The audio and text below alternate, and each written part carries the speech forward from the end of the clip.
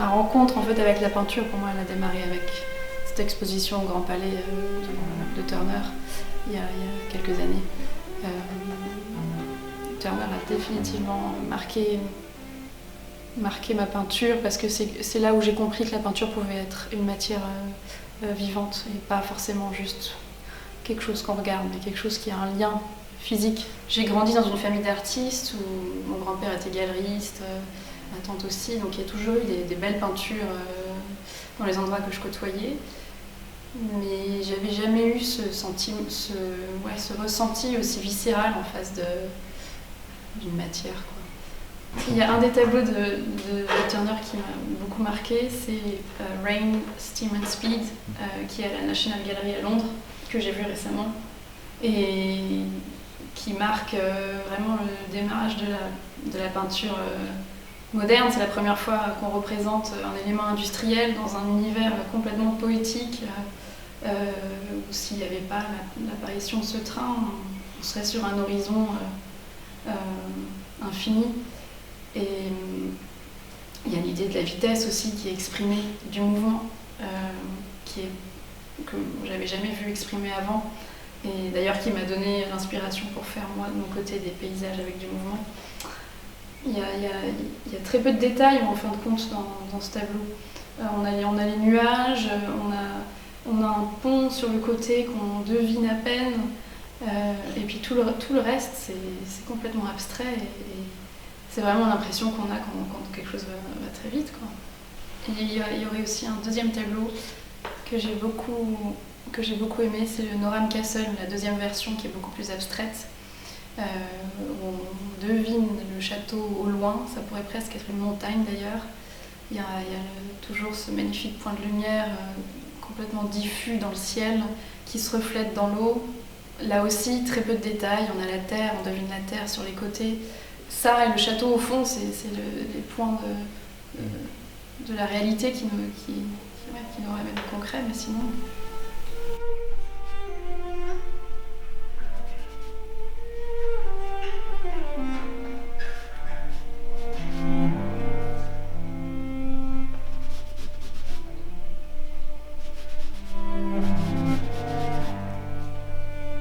J'ai plutôt commencé par l'acrylique, avec beaucoup de couches et de couches et de couches de matière qui s'accumulaient.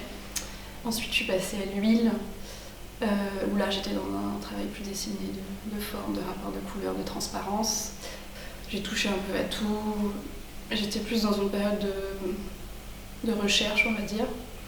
Mais j'avais toujours eu en moi l'idée de rencontrer quelqu'un qui m'apprenne un enseignement technique, quelque chose d'unique où je pourrais m'exprimer.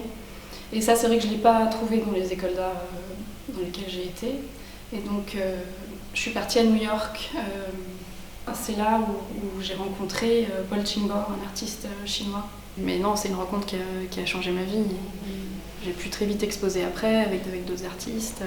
J'étais dans une période très très abstraite. C'était vraiment des coulures, des formes de l'eau, toujours un paysage qui se dessinait un peu au loin, mais beaucoup moins précis, quoi.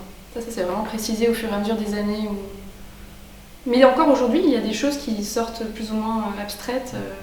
Là, je refais des monotypes en gravure, ça sort beaucoup plus abstrait, presque dans les rapports de couleurs à la Rothko. Mais c'est vrai que c'est l'abstraction qui me mène là où j'en suis aujourd'hui. Et encore, comme je construis mes paysages, je pars de l'abstraction, je pars pas d'une photo, en fait.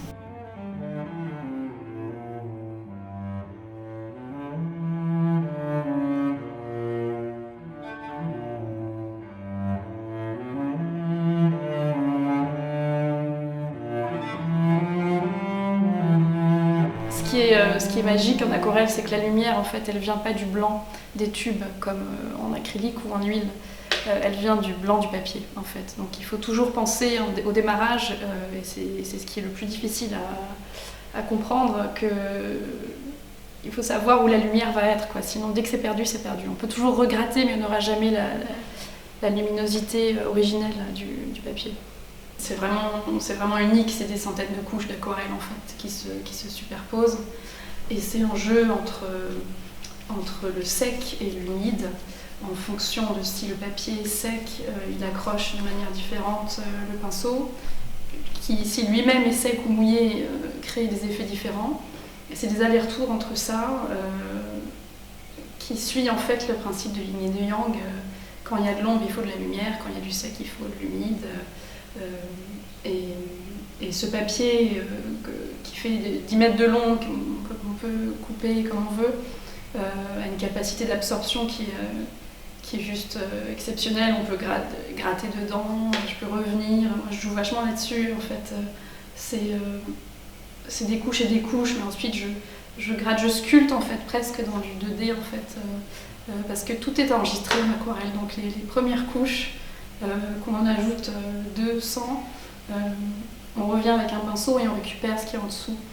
Et ça me permet de créer des effets de volume, de profondeur qui sont pas évidents d'obtenir en fait en aquarelle.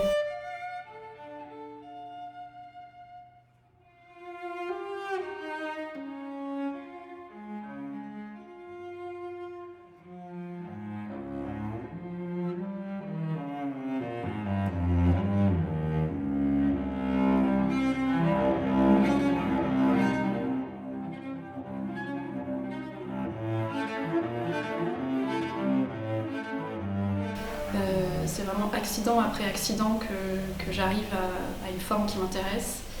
Et c'est un constant aller-retour entre quelque part quand même mon intention, parce que j'en ai une, c'est de refaire sortir de la lumière du ciel, d'avoir un horizon ou un océan, mais de rester quand même toujours à l'écoute d'une coulure, d'une forme qui a jailli, de la garder. Et donc cette forme me fait penser à quelque chose, donc ça m'amène à, je dis n'importe quoi, à peindre un arbre. Et quand je peins l'arbre, en fait, il me plaît pas, donc je l'efface, mais donc laisse apparaître la forme d'un arbre à l'horizon. Donc je rajoute plus de brume. Enfin, c'est vraiment...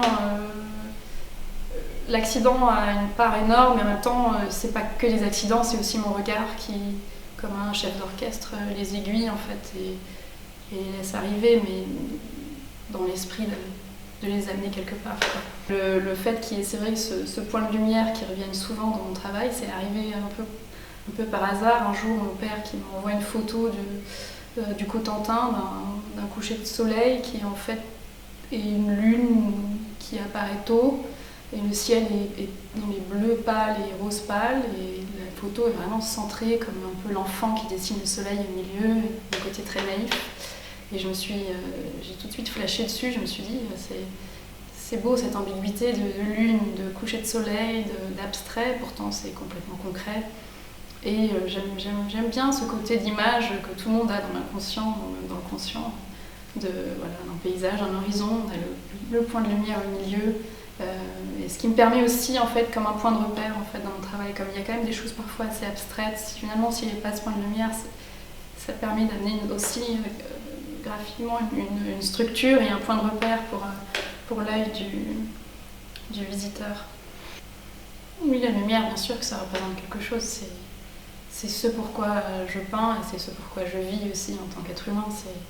La lumière, c'est l'amour et c'est l'au-delà, et c'est cette puissance qui est au-dessus de nous, c'est la force de la nature, c'est l'espoir aussi au bout du chemin, c'est une volonté d'apaiser aussi les gens qui regardent mon travail, de contrebalancer le monde dans lequel on vit aussi, c'est d'apporter de la beauté, d'apporter une touche d'espoir.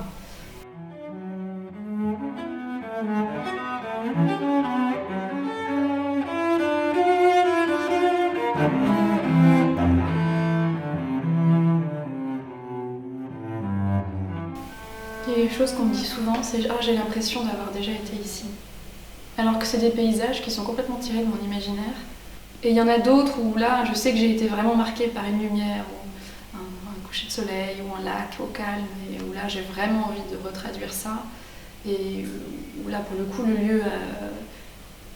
lieu a une importance, mais il n'a pas plus d'importance que mon ressenti. C'est-à-dire que ce que je peins, c'est pas l'exactitude du buisson à gauche et du soleil en haut. C'est cette impression de calme, de nostalgie, de pluie après l'été. Enfin, c'est plus ça en fait que c'est plus le ressenti que je peins.